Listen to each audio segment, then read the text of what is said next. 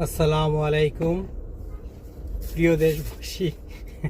রাজনীতি নেতাদের মতো আজকে ভাষণ দিচ্ছি। বিজয়ের উৎসব আমেরিকা যুক্তরাষ্ট্রের নানান জায়গায় সকাল থেকে, সেই ভোর থেকেই ব্যাপকভাবে বিজয় উৎসব হচ্ছে। যারা খবর অলরেডি অতিমধ্যে দেখেছেন, টাইম স্কোয়ার থেকে শুরু করে, যেটা নিউ ইয়র্কের সবচেয়ে জনবহুল জায়গা, সবচেয়ে ফোকাসের জায়গা, সেখান থেকে শুরু করে অলিতে গলিতে নিউ ইয়র্কের জ্যাকসন হাইট, সবচেয়ে বাঙালি অধ্যুষিত জায়গা, জ্যামাইকার এবং অন্যান্য সকল বাঙালি অধ্যুষিত জায়গাতে মিষ্টি বিতরণ হচ্ছে, ব্যাপকভাবে মিষ্টি বিতরণ হচ্ছে।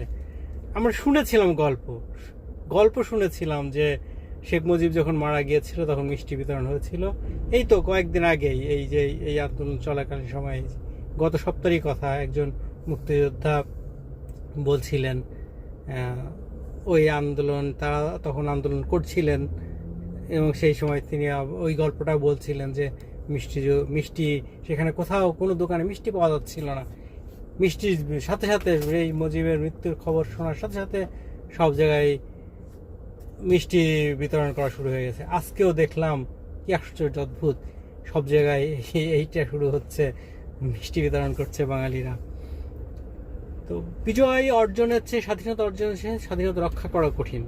এখন এই স্বাধীনতাকে আমরা কিভাবে রক্ষা করব, সেটাই হচ্ছে কথা। এ নিয়ে অনেক গবেষকরা, অনেক বড় বড় পণ্ডিতেরা অনেক কাজ করছেন। যেসব ছাত্ররা কাজ করলেন এতদিন, তারা তো আসলে কেউ না এখন সরকার গঠনের ক্ষেত্রে। আমি একজন মুক্তিযোদ্ধা, মেজবাউদ্দিন আহমেদ, আপনারা অনেকেই চেনেন। তিনি একজন বই পাবলিশার। যারা লেখালেখি করেন তারা সবাই তাকে চেনেন। তিনি রাজনীতির সাথে, সেই সিরাজুল আলম খানের সাথে তিনি ব্যাপকভাবে সংযুক্ত ছিলেন। ৭১-এর আগে তিনি জগন্নাথ কলেজের ছাত্রনেতা ছিলেন। সেই সময় বঙ্গবন্ধুর সাথে বা শেখ মুজিবুর রহমানের সাথেও তার একটি ব্যাপক যোগাযোগ হয়েছিল। নানান সময় নানানভাবে তার সাথে আমার কথা হতো। এই গত সপ্তাহে তাকে আমি জিজ্ঞেস করলাম, ওই ইন্টারনেট তো কানেকশন পাচ্ছিলাম না, হঠাৎ করে একদিন পেলাম, তার অভিজ্ঞতা কি। সে তো অনেক কালের সাক্ষী। সে বলল যে আমার জীবনে এই রকম অভূতপূর্ব বিপ্লব আমি দেখিনি।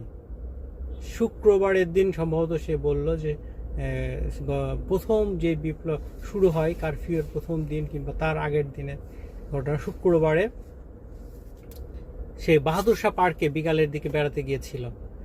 তার কর্মচারীদেরও অনেকে গিয়েছিল বাহাদুর শাহ পার্কে। ওইখান থেকে একটা বিশাল একটি মিছিল শুরু হয়েছিল বাহাদুর শাহ পার্কে, এবং সেইখানে একটি বিশাল ক্র্যাকডাউন হয়েছিল। অনেকে হতাহত হয়েছে, মারাও গেছে। এই ঘটনাটা কোনো পত্রপত্রিকা বা মিডিয়াতে আসে নাই।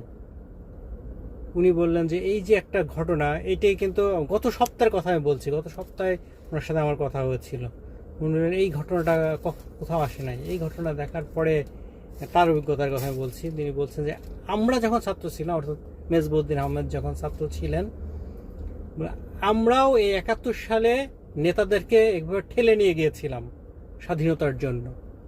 ৭১ সালে ২৫শে মার্চের এই ক্র্যাকডাউনের পরে আমরা যখন নেতারা পালিয়ে গেল, আমরা গেলাম দেখা করতে। তারা ভারতের এমপি হোস্টেলে সুখে স্বাচ্ছন্দ্যে বাস করতো সেখানে।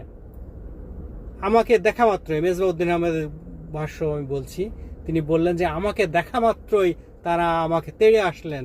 তারা আমাকে বললেন যে তোমাদের জন্য আজকে আমাদের এই পরিণতি, তোমরা কেন পতাকা উড়াতে গেলে।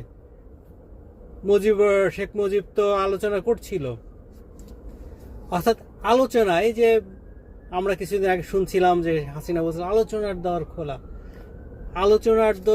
আলোচনা যখন হচ্ছিল, তার মধ্যে দিয়ে চলছিল সেনা অভিযান, পাকিস্তানিরা করেছিল। সেই একই কাজ শেখ হাসিনাও করেছিল। কিন্তু সেই সময়কার ছাত্র জনতা নেতাদেরকে ঠেলে দিয়েছিল যুদ্ধের জন্য। সেই সময়কার ছাত্র জনতা যদি রুখে না দাঁড়াতো, তাহলে আজকের আমরা স্বাধীনতা পেতাম না। ১৯৭১ সালে স্বাধীনতা আমরা পেয়েছি ছাত্র জনতার জন্য, কিন্তু তার পরিণতি ভোগ করেছে কিন্তু নেতারা, ফলাফল পেয়েছে নেতারা। নেতারা স্বাধীনতার পরে বড় বড় বুলি ছেড়েছে, কিন্তু অনেক নেতারাই মার্চ এপ্রিল মে মাস পর্যন্ত প্রায় অধিকাংশ নেতা স্বাধীনতার বিরুদ্ধে ছিল, তারা পাকিস্তানের পক্ষে ছিল। পরে জুনের দিকে ভারত তাদেরকে বেতন দিতে শুরু করে এবং ভারত সিদ্ধান্ত নেয় তারা এই যুদ্ধে জড়াবে সরাসরি।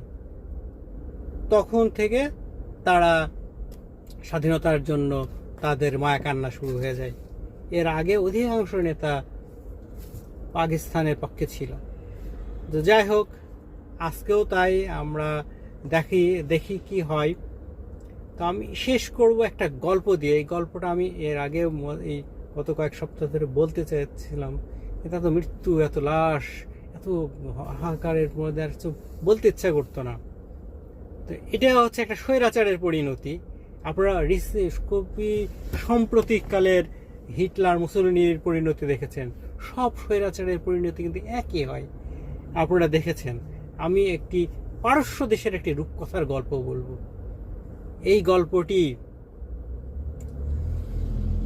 একজন স্বৈরাচারের, একজন লিপ্সু ক্ষমতাধর দাম্ভিক এক শাসক, সে তার ক্ষমতাকে আরো কিভাবে বাড়ানো যায়, কিভাবে সে অমর হতে পারে, সেই চিন্তা যখন ব্যস্ত, তখন ইবলিশ শয়তান তার কাছে আসলেন, এসে তাকে প্রস্তাব দিলেন, আমি তোমাকে অমর করে দেব, কেউ তোমাকে হত্যা করতে পারবে না, কেউ তোমাকে ক্ষমতা ছাড়া করতে পারবে না, তুমি অমর হয়ে যাবে, শুধু একটা শর্ত যদি আমার মানো। কি শর্ত? ইবলিশ শয়তান বলল, আমি তোমার ঘাড়ে সাপ হয়ে দাঁড়াবো, আমি সব সময় সাপ হয়ে থাকবো তোমার ঘাড়ে, তুমি প্রতি সকালে আমাকে একটি করে মাথা উপহার দেবে, তাজা টকটকে রক্ত পড়ছে এমন একটি মাথা আমাকে উপহার দেবে, তাহলে আজীবন তুমি ক্ষমতায় ছাড়া থাকবে, কেউ তোমাকে হারাতে পারবে না। স্বাভাবিকভাবেই রাজা সম্রাট খুব উচ্ছ্বাসিত। পারস্য সম্রাটদের এক সময় ব্যাপক দাপট ছিল, তারপরে এইরকম একটা অফার পাওয়ার পরে আরও তার দাপট বেড়ে গেল। তারপরেও রাজা নিশ্চিত হওয়ার জন্য বললেন যে আসলেই কেউ কি পারবে না?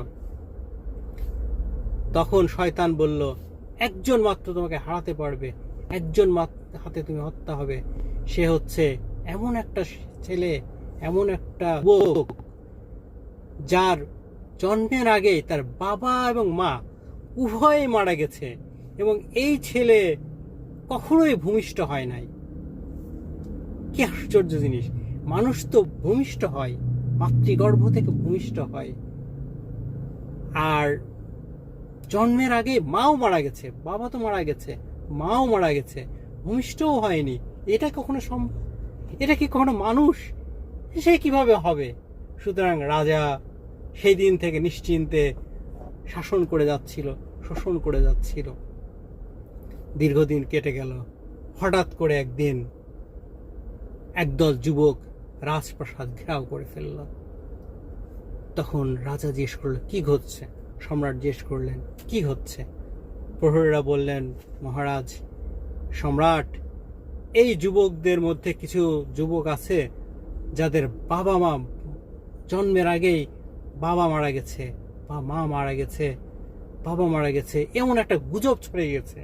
এর মধ্যে কেউ না কেউ আছে যাদের জন্মের আগে বাবা মা দুজনেই মারা গেছে, হয়তো বা এরকম একটা গুজব চারিদিকে ছড়িয়ে পড়েছে। তখন শয়তান তো বুঝে গেলেন সাথে সাথেই কি ঘটতে চলেছে। শয়তান রাজাকে বললেন, হ্যাঁ, এই সেই যুবক, এর মধ্যেই লুকিয়ে আছে সেই যুবক যার হাতে তোমার মৃত্যু হবে। তাহলে এই যুবক কিভাবে আসলো? শয়তান বললেন, হ্যাঁ, এই যুবক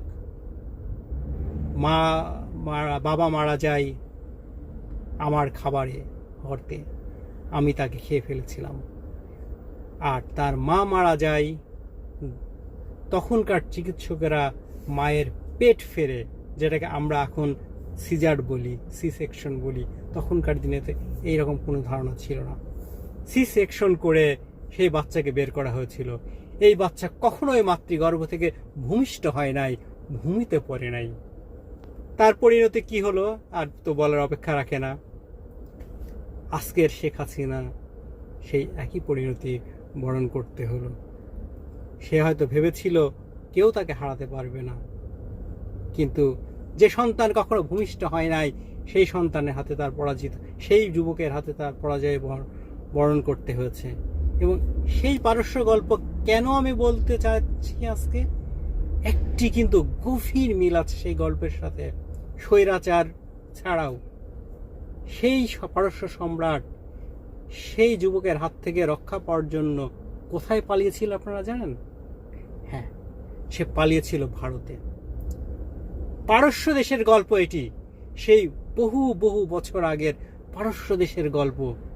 পারস্য সম্রাট, অত্যাচারী স্বৈরাচার সম্রাট বাঁচার জন্য সে পালিয়েছিল ভারতে। আজকের শেখ হাসিনা বাঁচার জন্য সে ভারতে পালিয়েছে। আমি শেষ খবর যতটুকু জানি, সে ভারত থেকে দিল্লিতে ভোর 5:30টায় দিল্লিতে পৌঁছেছিল, পরে সেখান থেকে লন্ডনে চলে গেছে। এর বেশি কিছু আমি জানি না। সকলকে বিজয়ের শুভেচ্ছা। বিজয় উৎসব, বিজয় উৎসব। তোরা সব জয়ধ্বনি কর, তোরা সব জয়ধ্বনি কর। ওই নতুনের কেতন রে, কাল বৈশাখী ঝড়, তোরা সব জয়ধ্বনি কর।